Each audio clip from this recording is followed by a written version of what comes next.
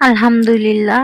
আমার মেয়ের বয়স ৮ মাস যখন, তখন দেখেন বাদরের মতো কই থেকে কই, মানে ওই সিঁড়িতে ওঠা শিখে গেছে। কিছুদিন আগে ওর নানু বাড়িতে গেছিল, সেটারও একটা ভিডিও আছে, আপনাদেরকে দিব অবশ্যই। ওর নানুদের একটা দুইটা সিঁড়ি দিয়ে উঠতেও শিখছিল।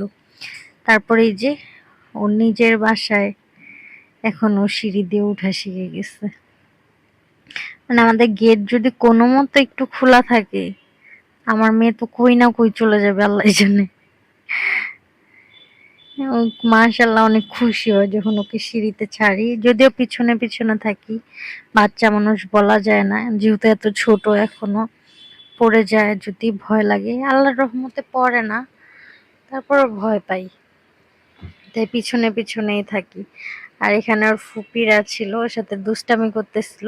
ওর ফুপিদের সাথে সাথে ও দৌড়াদৌড়ি করতেছে, একতলা থেকে আরেক তলায় যাচ্ছে। আর ওর একটা দুষ্টি ফুপি আছে, দুষ্টু ফুপি। ও একজোড়া জুতা পরে, আমার মেয়ে ওর জুতার পিছনে পিছনে দৌড়ায়। মানে ওই যে বাসায় পরে না, কার্টুন থাকে জুতার মধ্যে, স্যান্ডেলের মধ্যে, তো ওই কার্টুন দেখে ও ওর পিছনে পিছনে দৌড়াইতে থাকে সারাদিন।